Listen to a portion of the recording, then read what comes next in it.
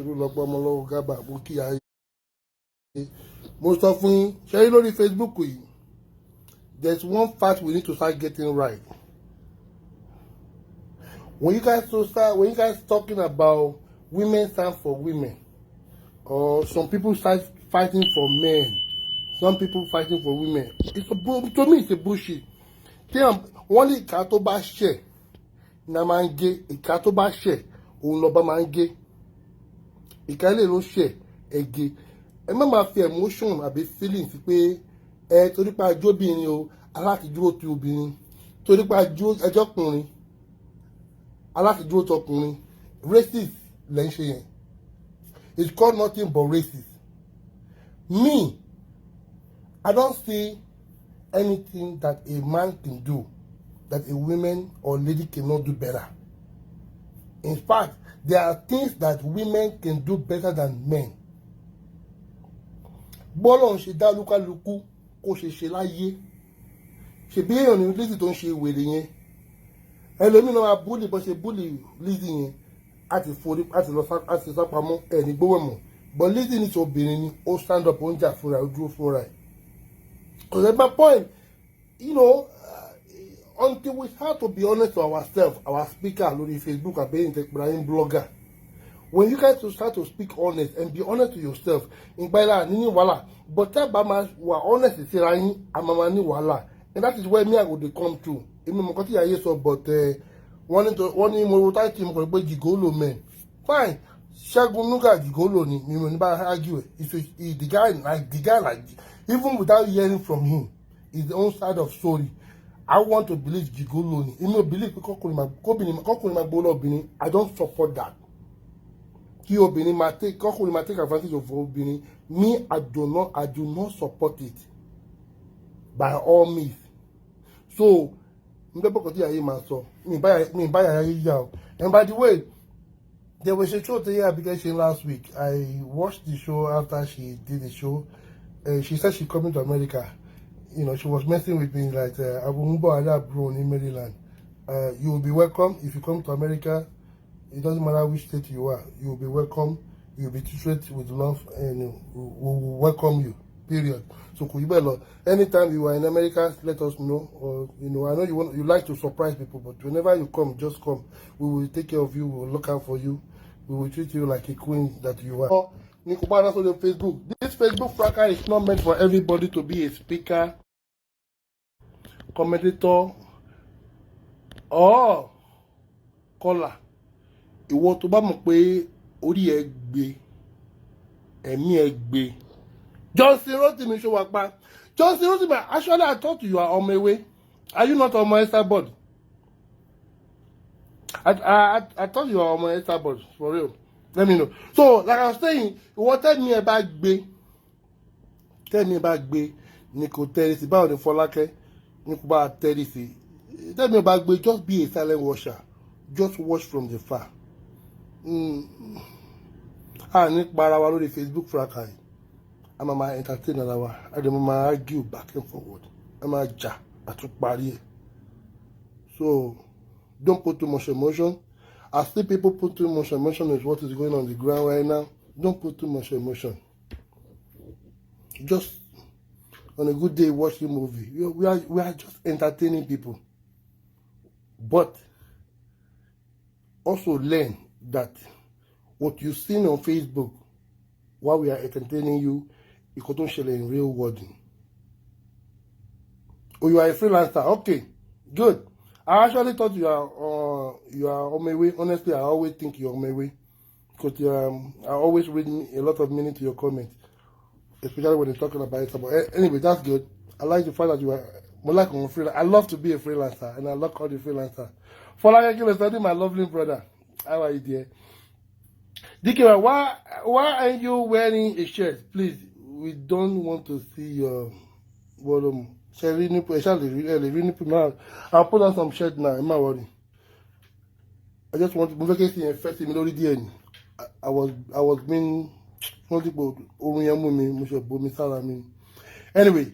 So welcome on board our special advisor.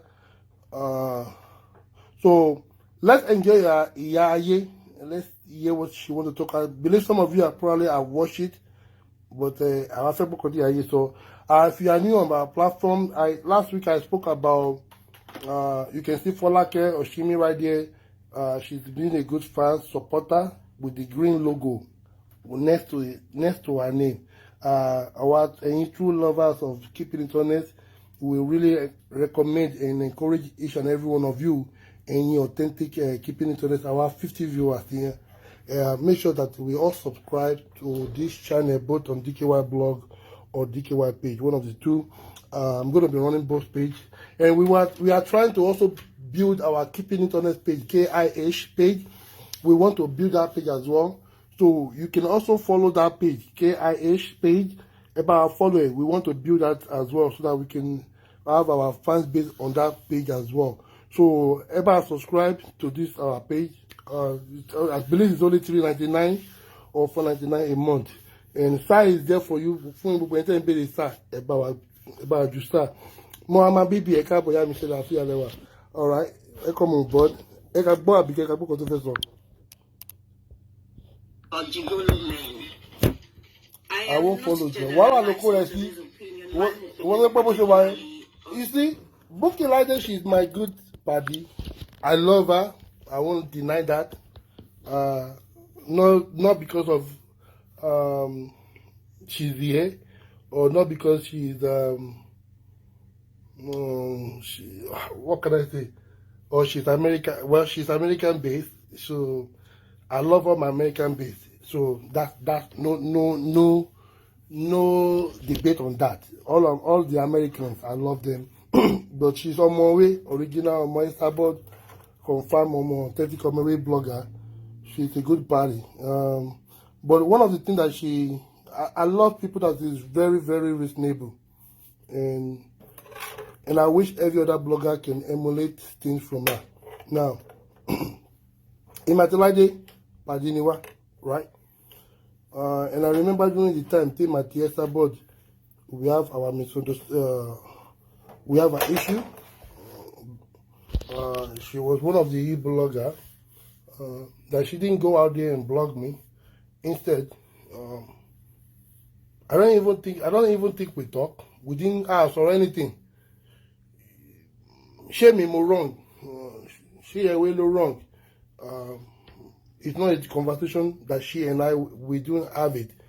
But I believe she applied what they call a maturity, and believe the fight is between Esabod and DKY. She leaves the space and just watch from far. I'm sure she always glue on my platform during all the time that the man Paru Tokumbo. But yes, I never have an issue with her. On my way, there was a blog of Adenuga Timborini 2 days ago that she blogged me last year, and she blogged my wife's parents, and put their picture on the Facebook and write whatever she wrote. That's my point. Today, in my daughter border in Niger, right? Everybody didn't even go as far as taking the picture of my mother-in-law or father-in-law. We are cool today, me and Esabod. So somebody like Adenuga, is she going to forgive herself for what she did? She must. And I was very, very clear during the time of issue between myself and Esabod. Mark Paro always make it clear. But you may me obeying ya. I think with the language, I think it's the language that book your life they understand. And you may me obeying ya. It might Esabod lani issue. Esabod go me obey Esabod ya. Any issue. Things that we could not even I could not even talk about it.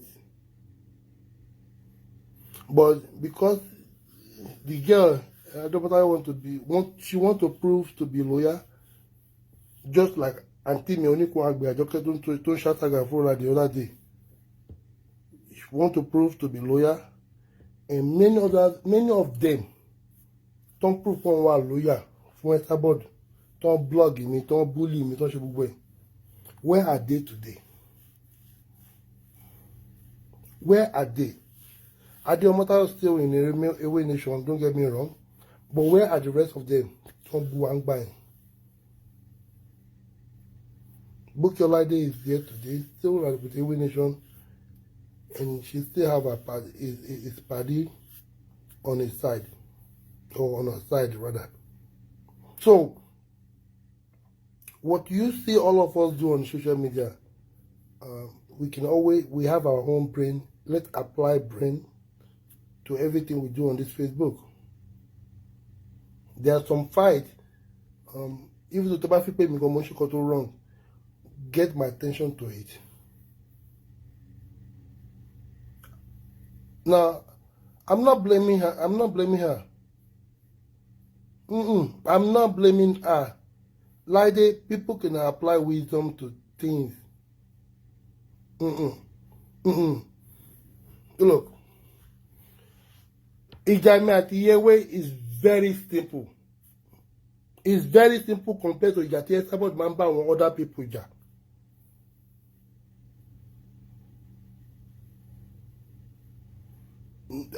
I understand where you're coming from, but look, to my point, my yellow shake or Tade or Mother, it won't be a big deal for me. At the moment, my will go and block your family. They will pull your family. I don't go cut off my man shiny. But Sherry, I support the bossy anything. I support the wassail of goes pay on my way on Shakabay. On my matter quest, but Kesabo go shut up winning, and my yen shook bye. On my way, Shakabay. My Kesabo be quiet. Monkey Mammy, Patricia and Imagine. There are some things, yes, about the man accused on my earphone that she want to make Omewe look good. No. Master Kesabo go quiet. No. And your man away and you know she the same thing. So the Kota de Mata of she Ofi Bamewe Luruko Jenny. She can deal with me. She can do whatever with me. But as far going far to the parent, in-law, just to justify or want to prove or to support Esther board on the issue to Wala and Esther board, we need the boy. So, ko possible because I support on my way on Shekobayo, on my yellow mashiba, my support Esther board is that pada on my way no show way. Both of you are evil. So that is the point. So while we are supporting each other, or the fans the band support the leader one, we can still apply brain. Gbogbo wọn tó ṣe aburú ńgbà yẹn, tó rò pé wọn support Esther board, tẹ́ni ọmọ olófo ńbo ló wà lẹ́nìí. Mo mọ iṣẹ́ tó ṣe fún mi. Adẹ̀mọ ìgbà Esther board pè sórí ẹ̀. Àjọkẹ́ onípọn àgbè, mo mọ iṣẹ́ tó ṣe fún mi. Adẹ̀mọ bẹ́ sábà ṣe ń pè sórí ẹ̀. Ńbo ló wà lẹ́nìí. Yusuf Lexus Ìbàdàn àbí Lexus Ìbàdàn lẹ́ ń pè níbo ni gbogbo wà lẹ́nìí. And many like that. Ńbo ni gbogbo wà lẹ́nìí.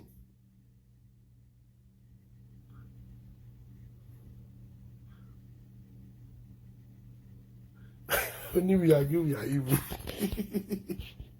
Àbúrò má pè ẹ́ kí ló sọ àbúrò má pè ẹ́ padà. Anyway, ṣé mo jẹ́ ní phone call ni? Má pè ẹ́ má bínú. Ṣé mo jẹ́ má bínú àtàná kọ́ nìyẹn. I will call you now, má bínú àbúrò mo bínú ni. Má bínú, I will call you now. Látàná mi mà ti pè ẹ́ má bínú. Alright. There's a particular situation on ground because I know there are. Look at that. Àbúrò mi yẹn kí fún mi lánàá. Ó ní ẹ̀gbọ́n ètè pè mí béèrè mi kíní kan òun á tún pè yín ẹni máa pè padà ní pé lábúrò jọ má bínú. Tí kọ̀ọ̀kan bá tẹ̀lé sí yàn kíní kan àbúrò jọ ní o má bínú. Wọ́n kàn fi voice note sílẹ̀ fún mi àbí kó jẹ́ fún mi àmà pè é má bínú. Tó gbogbo yẹn àtàbúrò àtẹ̀gbọ́n àtọ̀rẹ́ ẹ má bínú tí bá ní máa pè é padà tí màá pè é padà ẹ má bínú kò yí sí èmi náà ní life dé èmi náà ní I have things going on around my life as well ẹ má bínú but it's okay. Well, I hope that things would naturally find a resolution and the whole thing will die down. Unfortunately, it didn't go the way I envisaged. Hence, I had to give my second opinion on the matter when I was approached last week again over this.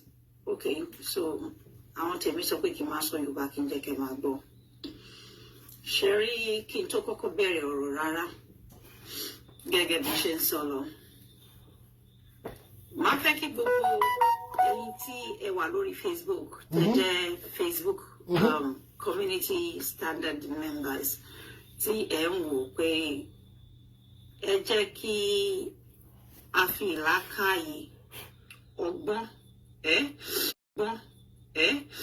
àti sùúrù. Ẹ fún wa sá o. Mo ní kẹ́ jẹ́ ká fi gbọ́ ká fi tó ọ̀rọ̀ tó wà lẹ́yìn. Kí ni mo mean by that ni pé dídá sí wa kó wà sọ́tọ̀ light approach. Because of àwọn èèyàn tó wà ńbẹ̀ tí ọ̀rọ̀ lọ́kùnrin àtọ̀rọ̀ lóbìnrin bá délẹ̀. Let me quickly say something about Moti. For the past couple of months now, mo observe Abike and àwọn show Abike kan tí mo ń wò lẹ́nu ọjọ́ mẹ́ta yìí. I think Abike ó ti ń change some of our way to fin shake on tele. Now, don't get me wrong. On the issue of Abike àti Dorcas ẹ̀fẹ̀ tó ń ṣe comedy tó ń ṣe, that is different. Abike àti Dorcas ní wọ́n ní kan tó wà láàrin àwọn tó jọ bá láwọn pò, so that is different. But about what other thing tí Abike ń ṣe, I believe she has been making some adjustment. Yeah, pride is there. I think kò ní gbé pride yẹn sílẹ̀ pé òun this and that, even though pé people are calling her pé kò níṣẹ́ lọ́wọ́ kó lọ wáṣẹ́ or all of this, but mo ń wo some of her way of presenting things. Ó respond sí ewé níjẹta, right? I'm still going to come back to that show. We want to address that. Àti show tí ẹ sábọ̀ dùn ṣe, I will talk about that maybe tonight. Kí ni mo ṣe lálẹ́ yìí náà? Today is what? Thursday. Say my travel weekend. That be the next week to travel or whatever. Alright. I might talk about that tonight. If we be on the studio, alright, let's continue.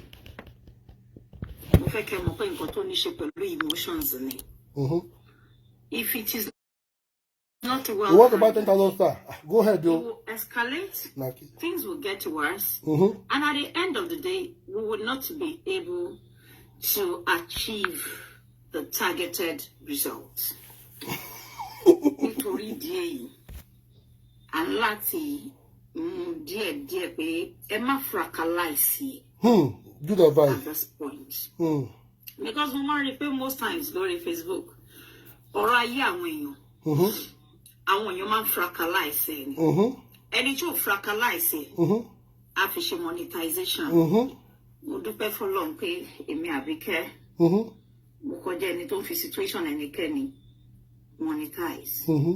Because mo ti máa sọ ní gbogbo ìgbà pé mi ò bá wọn sí lórí monetization because I can see pé the major. Now, I'm not saying anything against Abike on this one, but when Abike said that she's not using somebody's case to monetize, okay, I agree.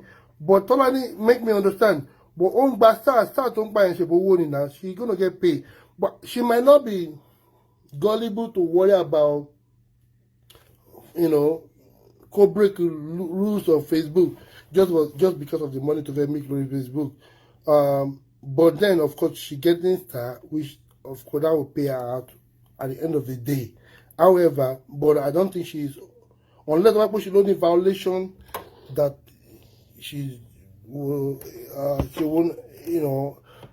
unable to be monetized, or only violation to able to qualify for monetization. of advert. But however, the start on buy is at the end of the day she still get paid from the start. But again, I like some of the words she just said now. We pay come out the situation when you fish monetize or fractalize on the issue of Sade and Nuga. These two people are very known people to us. Now compared to Iyewe yesterday, although we know Iyewe she's involved, she deserves to be a little bit either paranoid or upset for the fact that what Adenuga did to Sade, being the person that will hand over Sade lay Adenuga lower. So Iyewe deserves to be to show some outburst, and I think she also, from the voice note she was playing yesterday, she reached out to Adenuga probably to see a way to resolve the issue. But then of course the duo himself is ready to go out there and talk. However, one of the what Abike said again is come out fractalize. He always spoke about this on Sunday. Today is what, Thursday.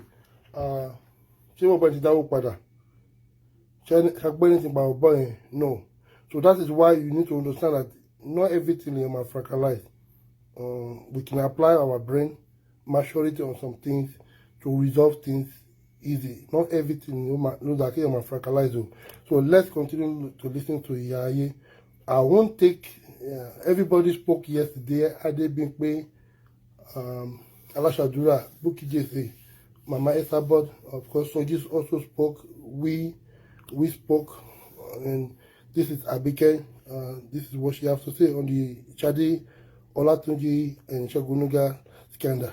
Objective mainly is how to gather people on their page. They will use your name, they will use the topic láti wéèrò àti láti gba owó. Mo máa ń wò ó gbà mí pé tó bá jẹ́ ọ̀dọ̀ ẹ ló kọjú sí àbí ọ̀dọ̀ ọmọ ẹ ló kọjú sí ọmọ tó bí. Ṣé bẹ́ẹ̀ ṣe máa ń gbé yìí náà lẹ máa gbé? Lẹ máa ṣí gbogbo ìdí yẹn tán pé káyé wá wo àṣírí ọmọ tẹ́ bí àbí àṣírí titi yín. Question 1. If you were to be your daughter, your son, your brother, or your sister, would you open everything for the world to see? Would you treat it the way you are treating it right now, if you were to be yourself? So, mo rí pé Facebook pé tí nǹkan bá ṣẹlẹ̀ sí wọn, wọ́n á fọwọ́ bò wọ́n fẹ́ káyé ráṣírí tí wọn. Tó bá di tẹlòmíì, wọ́n bá yín fún pátá. Ìdílé tí mo ṣe sọ pé ọmọ tó wà involved ní arábìnrin yẹn ó jọ ọmọ tí mo fẹ́ràn. Kì í ṣe ọmọ ẹ̀jẹ̀ tí mo orí Facebook bí náà ni mo ti pàdé ẹ̀. So far so good. She's been a good girl. Okay.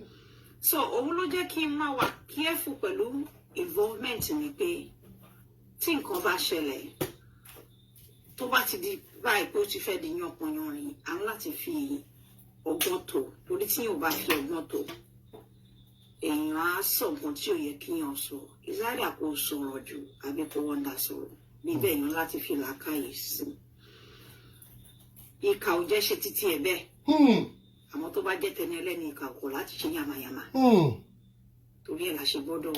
Abike ọmọ àgbà òkú ọ̀rọ̀, listen, I'm not, I don't want to hear anything here, but ọ̀rọ̀ Abike sọ, and look at all the speakers yesterday. Buki just say Alashadura, and of course Iyewe, Soji. Ẹ wo gbogbo ṣe sọ̀rọ̀ lánàá.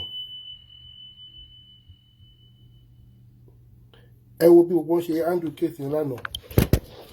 Má bà yé ẹ̀ jẹ́ ni Adenuga yé má bàjẹ́ sí wa lọ́wọ́ ni this and that.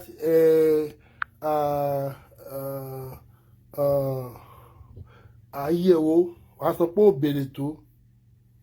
Is that the way we should be going or handle things all the time? Baba la gbogbo wọn, you dey my brother. Ṣé bá ṣe fẹ́ máa handle everything ni? Especially people that don't have enough knowledge to understand kó tó wà lẹ́yìn ẹ̀fà bó máa ń ju òjé lọ. Now, mo fún Sọjí ní accolade lálẹ́ àná. Ṣó ti Sọjí present lánàá yẹn. even the bullshit around to say, even the bullshit go as far as digging to this guy's record or work history.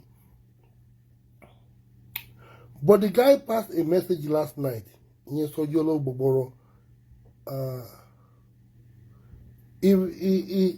brought something out to all of us on Facebook. In fact, it was not really referring. It wasn't only for Shade alone. It was for the rest of all of the speakers, especially in Tefeja. Tefe fún Shade ní crying shoulder.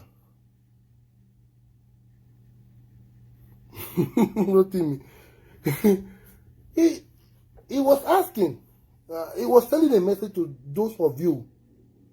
Tefe pé ẹlẹ́nu ẹ lè sọ̀rọ̀ àbọ̀lọ́rọ̀ ní lórí Facebook, àbí ní fans or followers.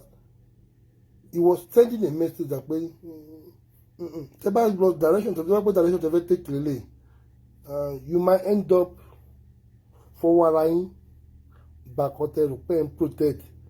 I said be protect. That was Soji's show yesterday, and I think Abike is doing the same thing, following up with it. So I just can apply brain. Everything calling down on Facebook is a matter of vision. Mo juelo. Money crowd jù ẹ́ lọ, money viewers jù ẹ́ lọ, òun kọ́ ló ń jẹ́ orúkọ lórí Facebook o. Your name, the brand, orúkọ tó bá create sílẹ̀, dignity, it go far. It's not about the fans. Ìyáyé ẹ̀gbọ́n òfin. Ẹbí ṣe bá sọ fọ́rọ̀ ọkùnrin àtobìnrin, we have seen the worst lórí Facebook. Wẹ́ táwọn èèyàn ti nyama ara wọn gidi. Àbálọ àbábọ̀ àtọkùnrin àtobìnrin wọn tún padà lọ dóorùn. Ibo ni gbogbo àwa tá bá tọwọ́ bọ̀ tó bá ẹ má ti turn it to fraka. Ìṣàdé bá out níta báwọn speaker add the turn it to fraka gbáyé. Sọ̀rọ̀ lọ́kùnrin dé àtobìnrin. Tínú bá ń bọ́kùnrin, tínú bóbìnrin. Kò sí nǹkan tí wọ́n ní jọ sọ tí wọ́n ní jọ pọ̀lẹ̀. Bẹ́ẹ̀ni. Mo ṣe máa wà kí ẹ fún gbogbo nǹkan tó bá gbé wá. Kó la máa sọ. Bẹ́ẹ̀ni. À ń ṣẹ́ díẹ̀ kù. Torí ọjọ́ ọ̀la. Bẹ́ẹ̀ni. À ń sọ èyí tó bá wúlò lẹ́yìn fún nǹkan tá a fẹ́ achieve. Can you achieve it? So ni mo ṣe máa pẹ́ ọ̀rọ̀ yìí sọ díẹ̀. Fi ti táyé lẹ lọ́wọ́, fi ti táyé ìdílé lọ́wọ́ níwọ̀n at this stage. Bí ṣe sọ pé ìjẹ́ ká ṣe títí ẹ̀ bẹ́ẹ̀ tó bá jẹ́ ti ọmọ ẹni àjà rẹ̀ èèyàn ní lè ṣe bẹ́ẹ̀. Kò sẹ́ni tí ó fẹ́ láṣìírí díẹ̀díẹ̀ tó máa ṣẹ́kù tó máa dáwọ́ bò. Àmọ́ orí Facebook bá ti jẹ́ tọmọ lọ́mọ, yan kí gbogbo ẹ̀ fọ́. Bẹ́ẹ̀ kò sí bíyàn ṣe lè ṣe láyé yìí. Tí kò sí bó ṣe lè dá tó sì ní rí àwọn ọ̀tá kan bá ṣubú. Ẹni máa ṣe yẹ̀yẹ́ lábẹ́lẹ̀ kan á ní Ọlọ́run ló mú. Ó ń pẹ́ dànù ṣáà sọ fún. Ẹni máa jà fún ẹ náà á jà fún ẹ. Àmọ́ síbẹ̀ àwọn tó máa ṣe yẹ̀yẹ́ kò sí ká má rí yẹn máa ṣe yẹ̀yẹ́. Ẹlòmíì wọ ó ti gbọ́n pọ̀ rẹ ọdún 5-7 sẹ́yìn kò tí ì dárí jì ẹ̀. Ẹlòmíì ò tí ẹ̀ ṣẹ̀ bóyá èèyàn kan ló gbọ́ kan sọ pé ogún ó sì ṣe máa lépa ẹ̀ka burú ṣẹlẹ̀ sí kó ń gbọ́ ìròyìn kan burúkú pa ẹ̀ òun ló wá. Ẹlòmíì wá jẹ́ tó bọ́ta pé ó ṣe nǹkan rere yẹn inú ẹ̀ ò dùn sí i. Wọ́n retí jọ́ta burú ẹ̀dá kejì máa ṣẹlẹ̀ sí ẹni wọ́n lè wá fi yọ ẹ pé ṣe kò tán ẹ̀. Ó ṣe gbogbo ẹni tó ń dá sọ́rọ̀ èèyàn ló nífẹ̀ẹ́ èèyàn dénú. Torí ẹni mo ṣe máa ń lọ́ra màá bí ọ̀rọ̀ sọ́tún sósì máa wá ṣé mo lè dá sí i ṣùgbẹ́nu mi tí n bá dá sí kí ló máa ṣẹlẹ̀. Because Abike wà lára àwọn blogger ńlá gbòógì tó jẹ́ pé tó bá sọ̀rọ̀ alọ̀kárí ayé àwọn oníṣàlàyé sọ orúkọ wà nílẹ̀ òkìkí wà nílẹ̀ ìfẹ́ tábà sọ ó láti jẹ́ nǹkan tí mo ní ẹ̀rí ìdánilójú nípa ẹ̀. I have not been opportunity to talk to the other party. However, I spoke to Shade not once, not twice over this very issue. And I also spoke to Buki JC and Fola Shade, was it last week? About 5 days ago, thereabout. And we were just deliberating on the way forward. It was the first time Bookie would be calling me in Hey Jason, in Bookie Jesse. So the call came in as a group call, right? Was it group call? Shade called me. No, Shade called me. And when she called me about 5 days ago, I was actually on a call before they called in. So Shade said, and Abike, before now, I'm not going to attack Kolawole on this statement. I'm not attacking Kolawole. But here's one thing, and one of the things I want to try to understand on these people, we this Facebook family. Mo sọ pé Facebook ìlú àwa rè, ìlú táwa ti gbé ń sùn tàbí gbé ń jí, tàbí cash cruise wa orí Facebook fraka ni. But coming to realize it, I just want to throw the question out. Does that mean that many of these speakers, commentators, callers, or other people, ṣé wọn ní ẹlòmíì alámọ̀ràn outside this Facebook fraka ni? Ṣé wọn ní bóyá bí àbúrò ẹ̀gbọ́n, ọ̀rẹ́, schoolmate, co-worker tó lè bá sọ̀rọ̀ than àwọn tó wà lórí Facebook tẹ́lẹ̀ pé gbogbo yín máa ń gbóhùn ara yín sílẹ̀? You can be friends today, aláṣìírí ẹlẹ́ni ó lè jẹ́ ní tó máa tú òwe síta lọ́la. Kàtẹ́mánì jùlọ brasọjí láti last year to this year ìṣẹ̀lẹ̀ as of this year brasọjí ṣì wà today kò sí kan tó jẹ́ ayé brasọjí ayé ò ní dá lókù ẹ̀wọ̀n ló máa kú sí. So I'm asking the question again, if these people don't have family ni ṣé wọn ní ẹbí, ṣé wọn ní ará ni? Why is this circle of Facebook speakers they are all traitor?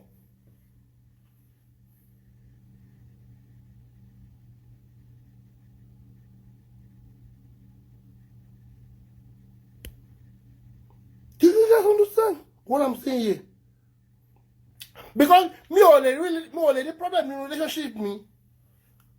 Kí wọ́n máa pe Ìyáwálé, máa pe Abike, máa pe Dorcas, máa pe àwọn ẹbí mi máa mọ nǹkan tó ń ṣẹlẹ̀. Now,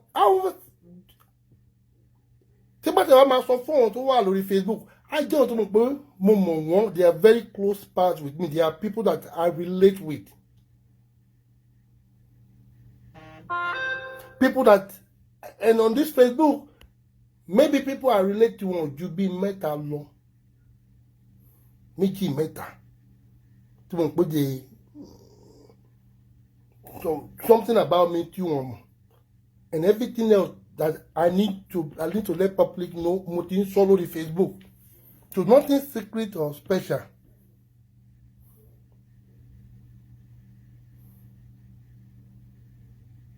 Nothing. Even Tolani to just special advisor be gone. She's a special advisor, not for my life or my business or DKY or Jekuyemi, the business I run. She's a special advisor for DKY page, keeping it honest page, Facebook, anything that go on Facebook. She's a special, not bí mo ṣe ń dóyàwó mi, àbí ìyàwó mi ṣe ń dó mi, àbọ̀mọ tí mo bí, àbí bọ́n ọmọ mi ṣe lọ sí school, àbí bọ́n ọmọ mi ṣe ń jẹun. Bí mo ṣe love ẹ̀ tó bá ṣe close tó bá ṣe máa relate tó is Facebook relationship advisor ni. Now Ṣadé have a problem with somebody to fún cancel all the díjọ́dúnra yín ó ti fún ẹ lóyún yín jábọ̀ or whatever it is. Àwọn tó wà lórí Facebook tó lọ ń pè yìí náà máa padà wá lò against ẹ. Haven't you learned? Mo ń bọ̀ ẹ jẹ́ máa gbá Àbíkẹ́ lọ. And before we could even talk for a minute, she said, hold on, your call one bit of a bad. And she handed the phone over to Bookie Jesse. And Bookie was telling me what happened. I believe Shadi was a bit emotional. And Bookie decided to speak to me on her behalf, even though myself and Shadi have spoken like a week before then. I am not going to be one-sided here with my opinion. I wouldn't call it judgment because I don't want to judge people since we didn't really get to see what happened from the other end. But based on the little that I know about Adenuga on the space, I'm going to talk about it and how he called his way to Folashade. I wouldn't want to go too deep with everything that I was told, but with the little that we know about Adenuga, I think we should be able to sum up his character and to talk about what might have gone wrong, despite the fact that we did not hear from him. The message he left was enough indication that he doesn't wish to speak to any Facebook speaker further since he has decided to go dirty with Folashade because he threatened to go dirty. That was what I was told.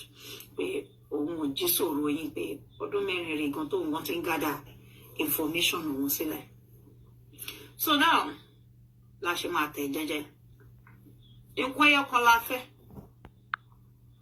Emi in Kokota Fenipe. Now, I think it's a week way Lashimate Jeje because the guy said he's coming out. Won't threaten as they come out. At the 4 years, we want to get that information about Folashade. Now, killing only about Folashade, I don't know.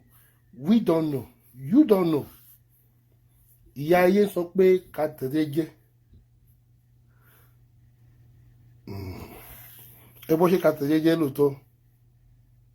But people claiming that Shade, she's a soft-hearted girl. She this, she that, she this, she that. Anybody argue? But to back better tolori now. Why tejeje? Kí Ṣẹ́gun gbé kan tó bá lọ́wọ́ ẹ̀ kó gbé síta. Maybe you could tell Monk Shade, Ṣẹ́gun fẹ́ gbé síta fún wa ká mọ̀ pa ẹni. Why pressing button? This is what the robot sọ pé. Màdí robot sọ pé voice note wà from day one. Ìyáyé tó ṣe wùrùwùrù mọ́ Apostle Robo láti joy. Tó kàn tẹ̀ sí Robo lójú láti joy. Màdí robot sọ pé voice wà o from day one. Ìyáyé cool down. Ìyáyé káwọ́ sílẹ̀ ni. Kò tẹ̀ sí Robo mọ́ lójúmọ́. Ó tún ní pé kí Sọjí gan fi wọ́n lẹ̀ ni.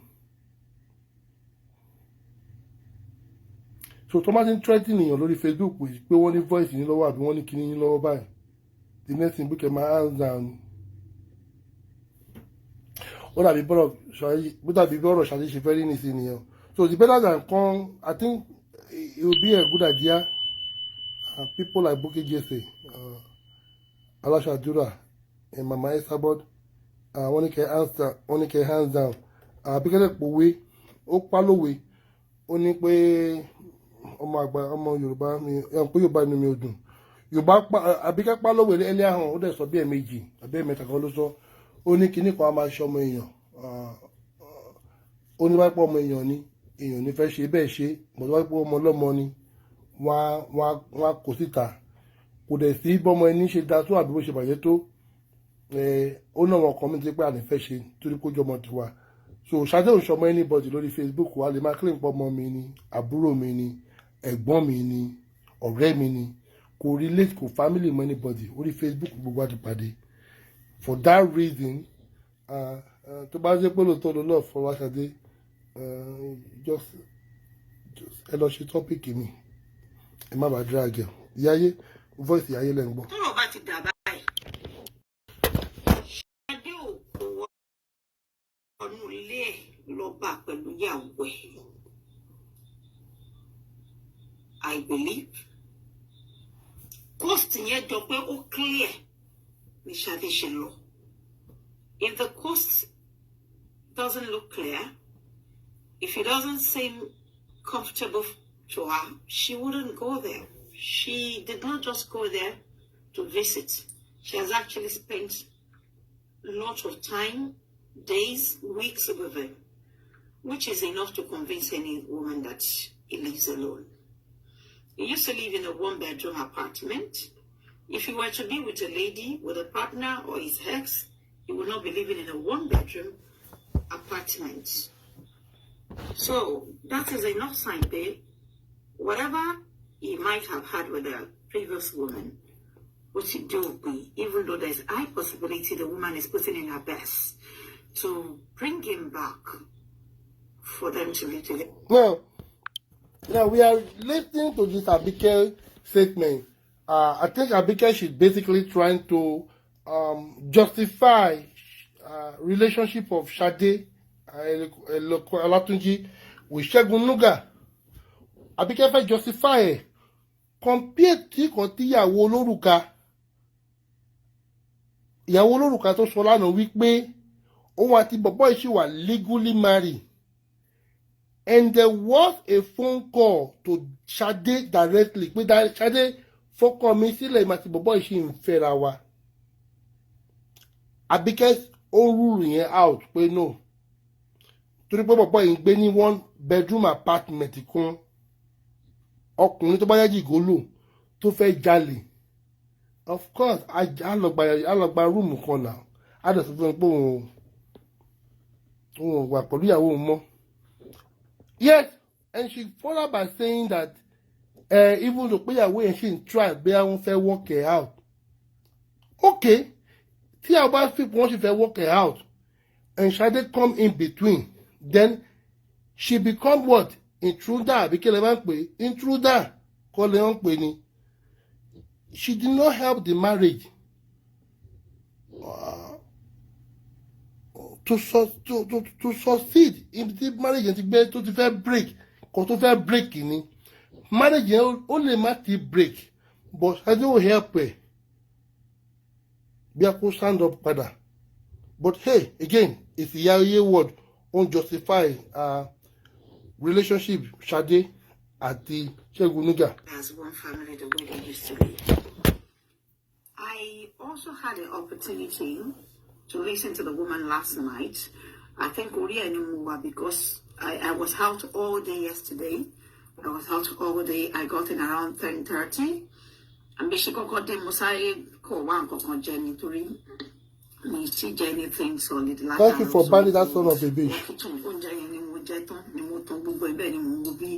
Lady straight, is it straight from the point? No one boy woman, but one narrative story to for the first time, like bomb or to shell.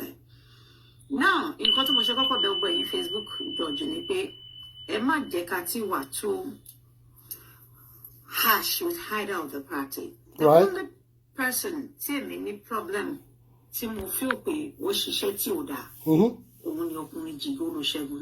Okay. Because Adenuga law straight to the point. Adenuga ko Boshe Bere Nyori Facebook. I have met him in person. Let me tell you. Now, Abike already, of course, Abike said that Ento feel don't feel fuck up with you. Motherfucker, you're son of a bitch. Only Adenuga to fuck up in relationship with. Honestly, none of us have really heard from the from Adenuga except for the voice note about the player now. Emo they really listen to the show about the Shilano voice note about the She. I don't think I really listened to what she was saying or what the voice note was all about. Maybe I will play it after this. But Abike already saying that Adenuga will fuck up. Well, fine. I really agree with Abike, even without hearing from Adenuga, why Adenuga will do what he did. And in fact, why will you be recording somebody you say want to Kobondi? Why will you even be recording such person from day one? You know you want to record somebody with evidence still in the first place. Why are you fucking her? Why do you propose to somebody to record? Somebody you gave a ring. Why recording such person? So I can agree with Abike, okay, for whatever reason, but she want to give us the reason why she thinks Bobo and a motherfucker son of a bitch in Adenuga. But Emma Shelo about the sitter. Some 5 years ago, I met him 5 years ago in the year 2017. We went somewhere together with Yala Yamu. You know that Yala Yamu, that lady, Toman Wogu, Toman She Yala Yamu, Lori Kini, lady no more, so Dublin, we tell her, Benny Dublin. So if you tell me, it's a in person, and you don't worry. mo wo character, you know. Josh Adenuga, how are you? Ọmọ Ìjẹ̀bú ni. Mm-hmm. Èmi Ìjẹ̀bú lèmi. Ó dùn mí, ó jẹ́ nǹkan bí nǹkan disgrace fún mi pé ọmọ ìlú mi ọkùnrin. Ọmọ Ìjẹ̀bú. Ọkùnrin tí ò níṣẹ́ lápá tó ń dúró de owó obìnrin here and there. Tó dẹ̀ ń ba obìnrin lójú jẹ́. Ó jẹ́ nǹkan àdójútì to the men folks. Ọkùnrin láti níṣẹ́ lápá. Yes, that Tóyìn Ọpẹ́mipọ̀. Thank you, Moroccan. Yeah, that is Tóyìn Ọpẹ́mipọ̀. Yes. We okay, ẹ má bínú bí bá ṣe ń yàbàyàbà. Ibi tí mo ti pàdé ẹ̀ nìyẹn. Tẹ́mi ti rí Ṣẹ́gun nígbà yẹn rí face to face. Mo rí báyìí àjọjókòó àjọjẹun. Ẹ bá rántí pé nígbà tí fracas ṣì hot. Tí mo ń gún ọ̀rọ̀ kí lórúkọ ọmọ tó wà lẹ́kọ̀ọ́ ọmọ dúdú yẹn. Ọmọ dúdú tó máa ń tẹ̀lé mi kiri lẹ́kọ̀ọ́ tán lóun ló ń ṣe jáde tútù nsìn. Somebody please remind me that girl ọmọ tó máa ń tẹ̀lé mi kiri lẹ́kọ̀ọ́ yẹn. Yeti Creamberry, good. Ọmọ yẹn ni mo sọ. Ẹ rántí pé nígbà tóun àti yálàyà wọn yẹn jà nígbà kan. Tí ọ̀rọ̀ pé òun lòun mú lọ́ọ̀yà tó gba owó pé wọ́n máa fi rìlíìsì bọ̀dì rè. Tí yálàyà wọn yẹn náà lọ gbé lọ́ọ̀yà kan jáde. Tá fi pé lọ́ọ̀yà yẹn ní oní blazers bíi ti onídùú tán ní lọ́ọ̀yà tó ń jàmàlà. Ṣé rántí? Tẹ́ bá rántí pé nígbà tí mo wá ń parí ìjà girl ọmọ Creamberry àti yálàyà wọn yẹn pé wọ́n sọ pé nígbà tí mo wá gbé fún yàrá ìyàwó náà létà mo káfíjà tí mo fi ń sọ pé bẹ́ẹ̀ ló lọ gbé Ṣẹ́gun kan wá tó lóun Ṣẹ́gun Núgà tí mo sọ pé ló ń jẹ mashed potato àti kìíní tí mo yẹn ń lábọ́ pé gbogbo ọgbọ́ báyìí ó fi ṣíbí fá abọ́ yẹn lá Ṣẹ́gun ni mò ń sọ ẹni tí òun ni mò ń sọ gbà yẹn tí a fi ṣe show so tẹ bá rántí pé mo ti mention orúkọ ẹ̀rìn mo rí rí ni mo ṣe pé wọ́n sọ fún mi mo rí Ṣẹ́gun Núgà àjọjọ́kọ̀ in 2017. That was how I met him in person. And I met him, it was in an hotel. Yàrá ìyàwó yẹn ló pè mí. Mo dẹ̀ bọ́ òun àti yàrá ìyàwó ní hotel yẹn somewhere far away like that. Wọ́n ní ká wá lọ campaign fún a gubernatorial candidate that happened to be around then in London. So the guy wanted to meet with me for his campaign, and that was how I got to meet him. So we went there somewhere far away like that. And the Yalayawan was there, was in an hotel, and the party was also going on there. So I don't joke, the same table, Ibe Motiri Shegun, to Jim, to Washoko, to Gabadin, Belamon, Shetala, Biscos flower, right? No Cosido, Opalori, Mushodu Mirikoro. So Koisha, you tell me, Uriri. I might have not been opportune to meet a lot of people, newly Facebook, but that very one, I met him, I saw him, he will testify to it. And I think I've told Shadi this before. Facebook, but this very one, I met him and I saw his body language and the way he was going.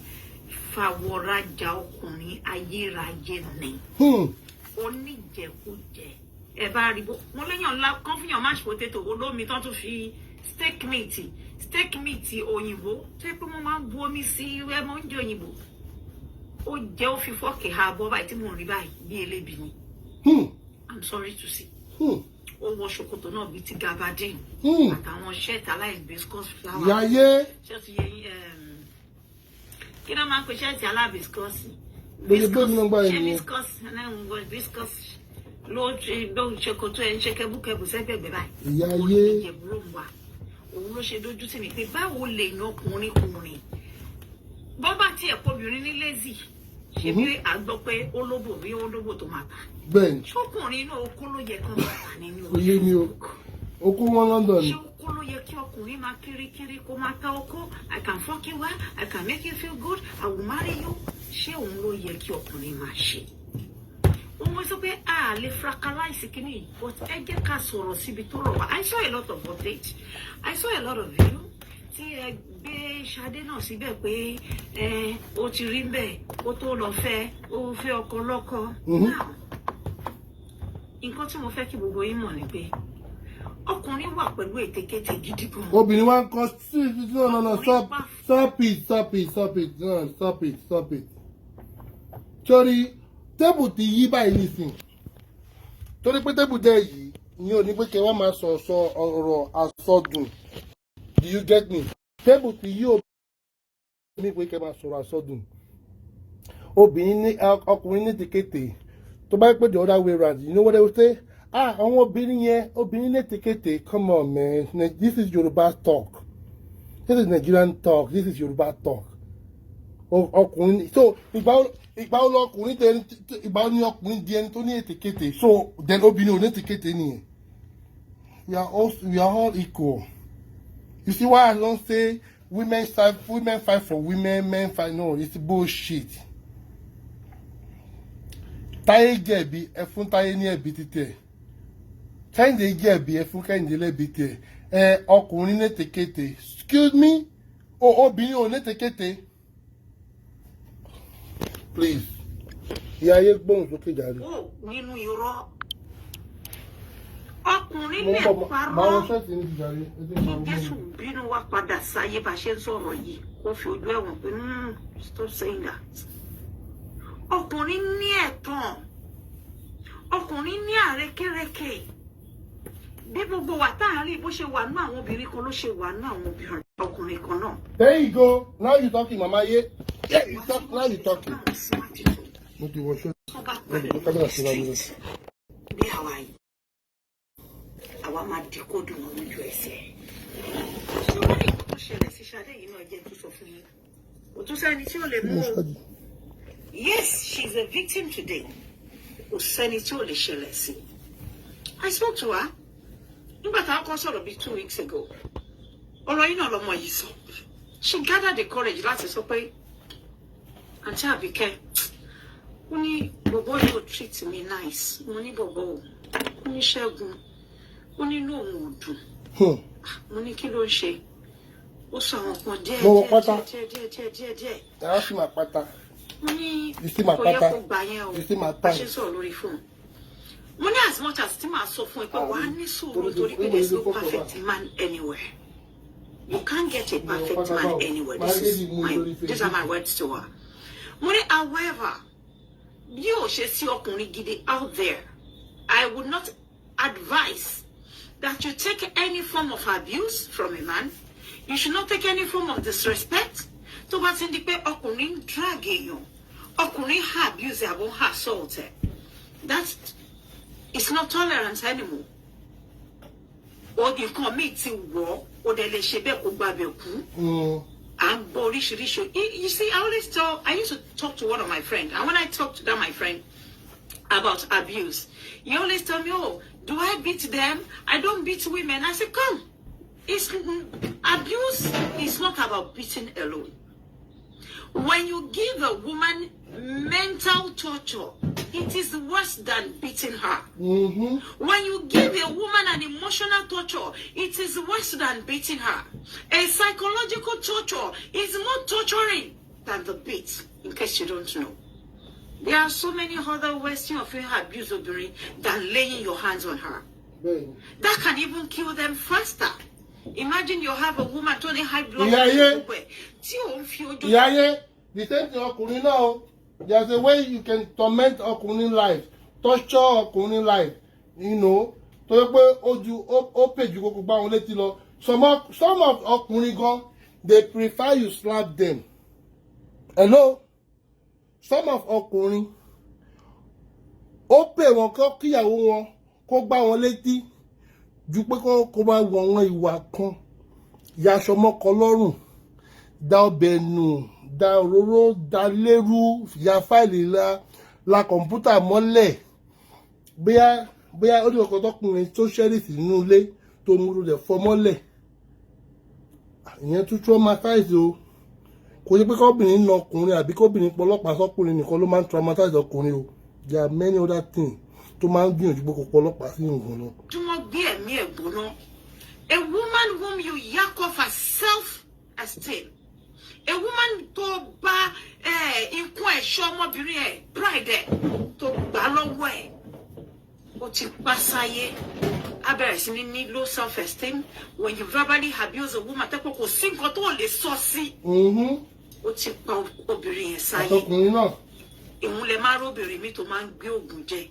pé ó dà pé mi ò dà. Ọkùnrin kan náà ti parí Nàìjíríà lọ́tún lọ́dún. Mi ò mú kódó ó láyé nù báyìí ó ní pé àwọn ẹgbẹ́ wa àbí tán ti mú wá fọkùnrin pé ṣáyé òun obìnrin mi ṣe bẹ́ẹ̀ tó lè gbé òògùn jẹ á dẹ̀ lọ para ẹ̀. So many cases we have seen like that. Ibi tí obìnrin ti commit suicide láti bí verbal abuse, emotional torture, mental torture, psychological torture. Látọ̀dọ̀ ọkùnrin. So not until you beat a woman, lẹ́ẹ̀ma tó sọ pé mi ò abuse ẹ̀ rí o, mi ò abuse ẹ̀ rí o. Obìnrin tó ń gbowó lọ́wọ́ ẹ̀, tó ń gba gbogbo nǹkan ní ẹ̀, ogun ẹ̀ lọ́wọ́ ẹ̀.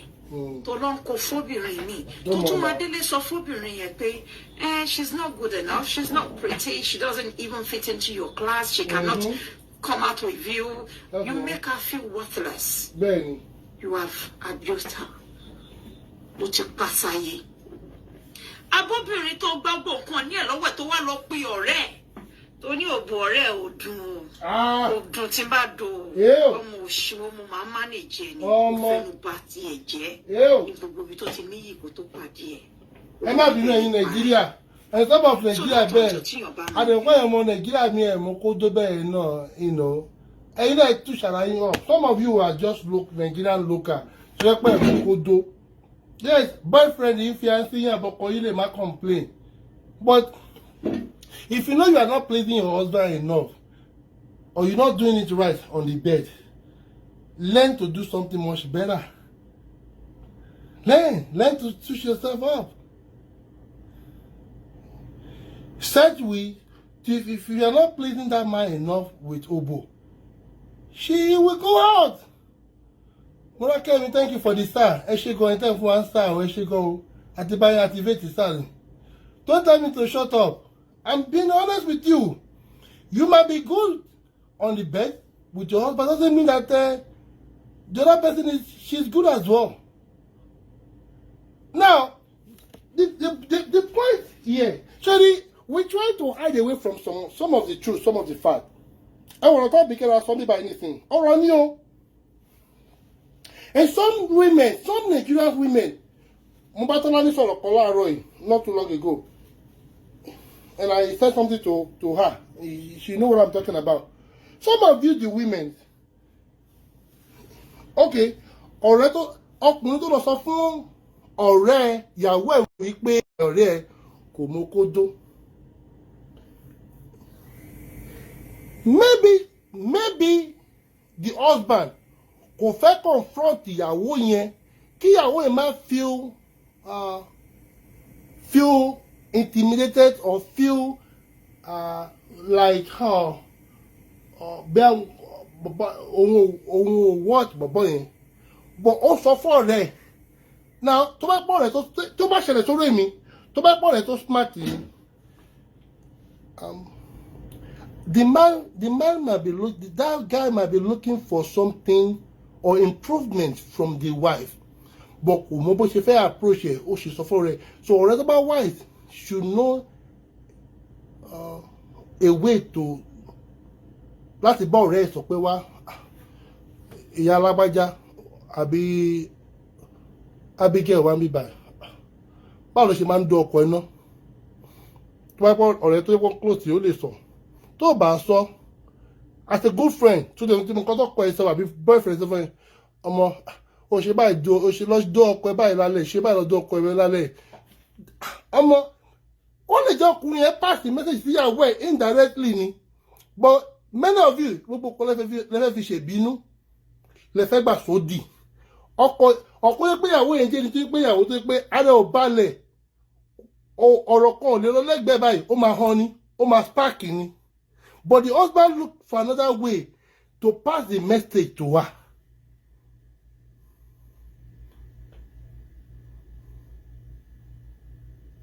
You get it? Ọ̀rọ̀ làbíkẹ́ sọ́nbẹ̀ yẹn mo ń gbọ́ ìyá yìí. Not until tó bá gbá ojú obìnrin, not until tó bá já sí wòwò ló tó gbọ́dọ̀ accept àbí kò admit pé yes or abuse ẹni yìí. Right.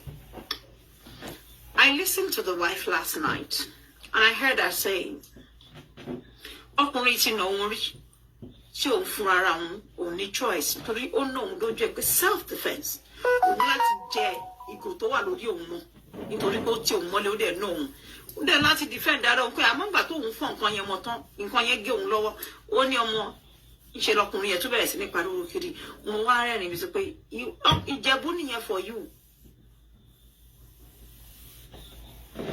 wọ́n lóun lè bóyá gbàbẹ́rẹ́ wọ́n gbẹ́rẹ́ kan of course yà káwọn lára máa fọhùn jáde ni òun ló nù ẹ̀ sí òun ló tún pariwo ó ń dùn òun. So now you see nígbà tí irú nǹkan bá ń ṣẹlẹ̀ Ṣadé kò jẹ́ victim mi ò rí bí ẹni tó lọ gba ọ̀pọ̀lọpọ̀ mi ò rí bí ẹni tó lọ dalé onílé Ṣẹ́gun gangan ní jìgọ́lò tó ń dó obìnrin bíi 3, 4, 5 papọ̀ ní orí Facebook tó dẹ̀ ń gba owó lọ́wọ́ wọn ní ìtọ́tún kì í ṣe owó tán sọ pé ó gbà yẹn nìkan ló gbà torí gbogbo ẹ̀ mo tẹ̀ Ṣadé nínú kó ń ṣe èsì tọrọ ṣẹ̀ jáde ọmọ yìí ò ní intention láti jẹ́ kọ́rọ̀ yìí rí báyìí níwájú Ọlọ́run àtẹ̀yìn. I spoke to them. I spoke to herself and Bukky just about 5-6 days ago and ó ní bí tá a fìdí ọ̀rọ̀ tì sí but before then ni mo sọ pé Ṣadé ti kọ́kọ́ pè mí ọmọ yẹn dẹ̀ express gbogbo ẹ̀ fún mi pé bí 2 weeks ago pé nǹkan tó máa ń ṣe fóun pé kò kí n treat òun dáadáa àti Àbíkẹ́ pé ó tẹ̀ ti sóun pé òun ò wà happy. ó dẹ̀ sọ pé kàn má tijú pé ó ti engage ẹ̀. Ó better kéèyàn work out a life ju pé kéèyàn para èèyàn lọ. Ó dìgbà tó bá nù ẹ tó bá jẹ nǹkan mọ́ ẹ. Any relationship tí yàn bá ti wà nù ẹ that you always feel low. Inú ẹ ò dùn àbí tọkùnrin yẹn bá ti ń fẹ́ gbé fóònù ó ti mọ̀ pọ́nrọ̀ bànújẹ́ ọ̀rọ̀ òṣònú ló máa sọ fún ẹ. Kò wọ́ àti ẹ̀. Check ara ẹ kó rọra palẹ̀ mọ́ nǹkan ẹ̀. Ó máa bá ti tiẹ̀ lọ. Díẹ̀ láyé máa ń fìyàn ṣe yẹ̀yẹ́ o. Now, according to Yaye, only when the ti pè about 2 weeks ago, òun ti bá sọ̀rọ̀. And òun sọ fún pé wá relationship tó bá ti rí pé bọ̀pọ̀ yóò make her happy yóò dùn. Ó tètè work out her life than kó kú síbẹ̀. Does that mean what lead Ṣadé to put up the update pé òun ò sí ní relationship mo ṣe advice yẹn ló push Ṣadé out or not? Ẹ jẹ́ ká continue láti máa gbọ́ lọ. Ajú ó pọ̀ ju yẹ̀yẹ́ táyé máa ṣe fún ẹ ní èmi lọ. Má bú ẹ díẹ̀ ara lẹ́yìn iṣẹ́ ti gbọ́ engagement ó ti call off ó ti ṣe kinní kan at least you're working out a life and you're living for your children because tíyàn bá torí ọkùnrin kú ẹgbẹgbẹ̀rún ọkùnrin àgọ́ ìsàrí èèyàn ọkùnrin náà torí obìnrin kú ní ẹgbẹgbẹ̀rún ọkùnrin náà ìsàrí. I mean, life is worth living. For the people that loves you, life is worth living. For your offspring's sake, life is worth living. You will not say because ọkùnrin kan lòun ò ṣe mọ́ ó tó ń ara ẹ̀ bọ́ tán ó wá rí pé káyé má fẹ́ ṣe yẹ̀yẹ́ ó lọ gbé nǹkan jẹ òpara ẹ̀.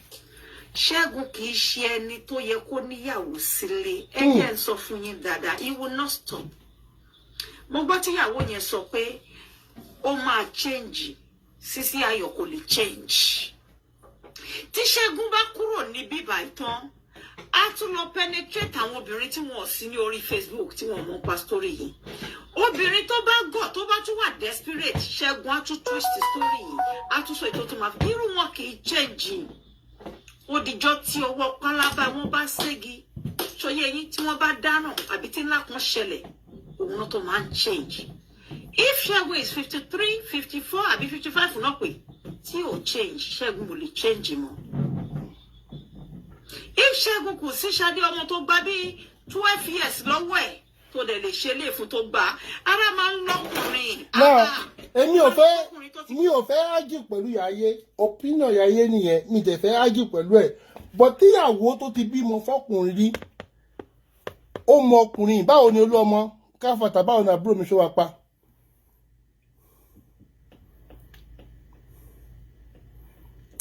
Ìyàwó ilé tó bímọ fún yàn àwọn aláàtà à lè mọ̀ ju ẹni tó bímọ fún lọ. Yaye sọ pé kò lè change ó ń pe bèbí yẹn ìyàwó legal wife pé Ayọ̀ kò lè change. Opinion Yaye ni mi sọ pé mo disagree but here's what I'm going to say.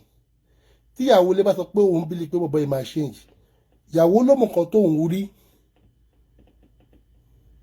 tó fi sọ bẹ́ẹ̀. ìbẹ̀rẹ̀ láti ti gbéró obìnrin míì tó yẹ pé ó ti bímọ fọ́kọ nínú pé lórí burúkú eléjì kò lò ní kò ní ṣe. wọ́n ní ẹlẹ́ṣọ̀ wọ́n ní àmọ́ ẹ̀ṣọ́ ju kíní kan ẹlẹ́ṣọ̀ lọ àbí wọ́n lè máa ń pè báwo ṣe máa ń pòwe yẹn. aláàtàlà wa àbá Ṣẹ́gun lò pọ̀ àbá sùn àbá jí.